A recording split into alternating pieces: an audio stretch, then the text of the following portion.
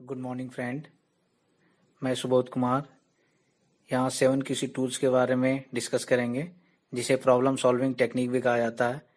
जैसा कि पार्ट 1 में हम लोग डिस्कस किया था चेकशीट्स एंड कंट्रोल चार्ट के बारे में। नेक्स्ट हम यहाँ पे तीसरे point cause and effect diagram के बारे में स्टडी करेंगे, जिसे फिशबोन डायग्राम और इशिकावा डायग्राम भी कहा जाता है। ये बेसिकली आइडेंटिफाइज करते हैं मैनी पॉसिबल कॉजेज को। अगर किसी भी एक प्रॉब्लम के क्या क्या कॉजेज होते हैं उनको आइडेंटिफाइज करने के लिए इस टूल का यूज किया जाता है।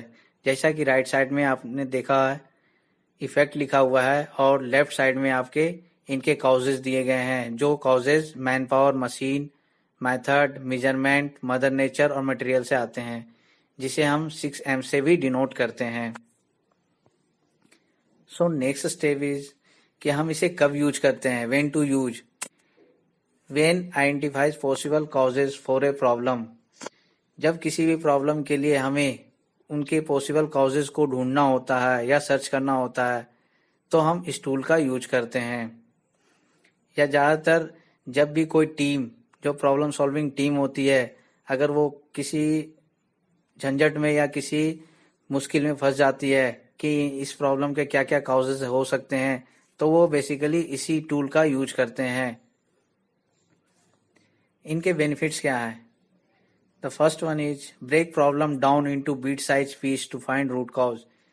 प्रॉब्लम के रूट कॉज को ढूंढने के लिए प्रॉब्लम को छोटे छोटे पीसों में डिवाइड कर देते हैं। जैसा कि आपने देखा है man, method, machine, material, mother nature वगैरह, जो भी मैंने 6M's के बारे में बताया है वो इनके बेनिफिट्स में आते हैं।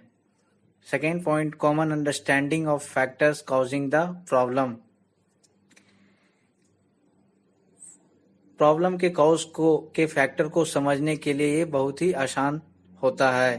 Indicates possible causes of variations.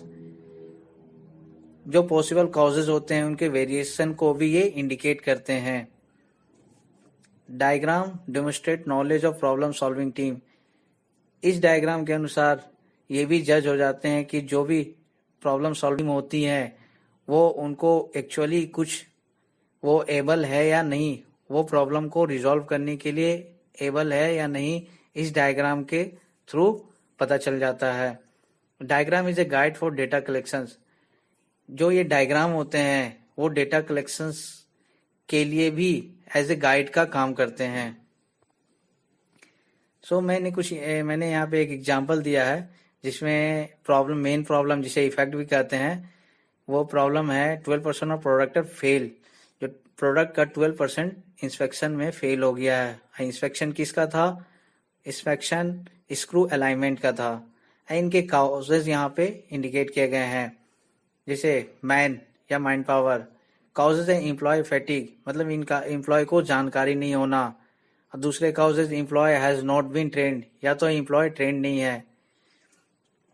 Second, measurement medium cause हो सकते हैं द गेज वाज नॉट जीरोड, मतलब जो गेज का हम लोग यूज करते हैं तो वो जीरो से स्टार्ट नहीं है या वो कैलिब्रेटेड नहीं है।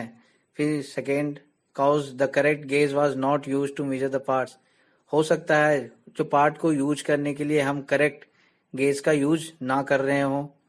मटेरियल में प्रॉब्लम कॉज क्या है? मटेरियल में स्क्रू वेयर वॉर्न, स्क्रू थोड़ा गड़बड़ हो, या स्क्रू वेयर रॉन्ग साइज, या स्क्रू रॉन्ग साइज का हो। मेथड में इंस्ट्रक्शन वेयर अनक्लियर, जो इंस्ट्रक्शन दिया गया है SOP में वो अनक्लियर है।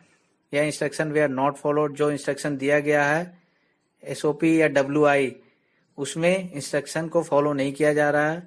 मशीन्स में कॉज हैं टूल्स वेयर वॉर्न, टूल्स में प्रॉब्लम हो, या tools are not the right size, या टूल्स का साइज सही नहीं हो।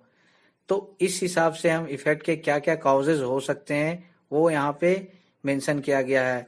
तो जो कॉज पॉसिबल हैं, जो कॉज अगर हमें लग रहा है कि इस कॉज में दिक्कत है, तो हम बेसिकली उस पे काम करते हैं, जिससे हमारा जो इफेक्ट मीन्स जो प्रॉब्लम आया वो रिजॉल्व हो सकता है।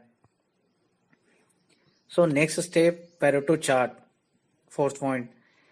Pareto chart is basic quality tools that helps you identify the most frequent defects, complaints, or any other factor you can count and categorize. Pareto chart एक बेसिक क्वालिटी टूल भी कहा जाता है जो हेल्प करता है हमें जो ज़्यादा डिफेक्ट आए या ज़्यादा कंप्लेन आए ये और उसको काउंट करके उसे कैटेगराइज में बांटते हैं। जिस तरह से आपने यहाँ पे आप एग्जांपल देख सकते हो एक डायग्राम। सो ये एक पेरेटो चार्ट है जो रेवेन्यू बाय कस्टमर के द्वारा दिखाया गया है।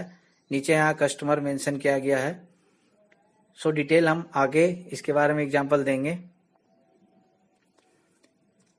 हम इसे कब यूज करते हैं?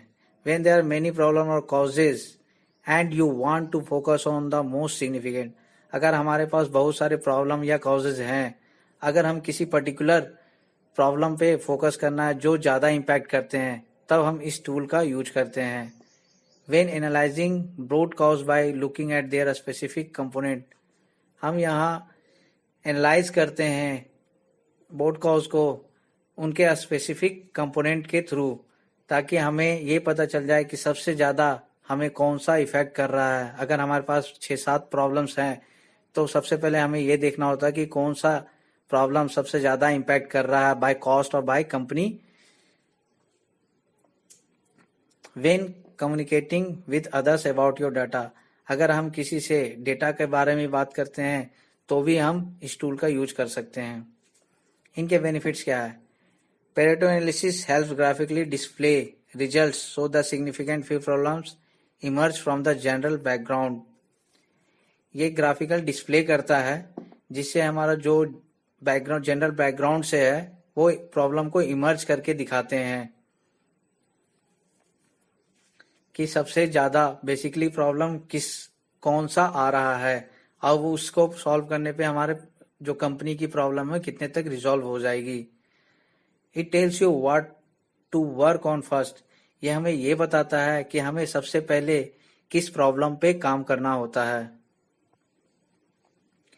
यहाँ मैंने एग्जाम्पल दिया है, यहाँ टाइप ऑफ डिफेक्ट दिया गया है और उन डिफेक्ट के काउंट्स दिए गए हैं, जैसे कंपनी डिफेक्ट टाइप 235 और उसके बगल में आपको यहाँ रैंक दिया गया है सिमिलर, और डिफेक्ट टाइप जो कि यहाँ साइड में दिया है डिफेक्ट काउंट। अब इसका यहाँ परसेंटेज निकाला जाता है। परसेंटेज निकालने के बाद इसका कम्युनिटी परसेंटेज निकाला जाता है। इसी कम्युनिटी परसेंटेज के हिसाब से यहाँ पे आप देख सकते हो ये जो लाल वाले पॉइंट बने गए हैं ये वही कम्युनिटी परसेंटेज के हिसाब से दिखाया जाता है कि अगर यहाँ दिखाया जा रहा है कि अगर आप प्रॉब्लम ए पे काम करते हो तो आप 30% प्रॉब्लम आप रिजॉल्व कर दोगे। अगर आप ए और बी दोनों को रिजॉल्व कर देते हो प्रॉब्लम तो आप 50% रिजॉल्व कर दोगे। अगर ए बी सी को कर देते हो तो 67%, ए बी सी डी कर देते हो तो 80+ या 81 जो यहाँ मेंशन किया गया आप रिजॉल्व कर दोगे प्रॉब्लम को। इसे 80-20 रूल भी कहा जाता है कि 20% ऑफ इफोर्ट से आपका 80% रिजल्ट आ सकता है। तो मेन कारण यही होता है जो मैंने यहाँ पे दिखाया है कि किस तरह से हम कुछ प्रॉब्लम को रिजॉल्व करके कंपनी के अच्छे खासे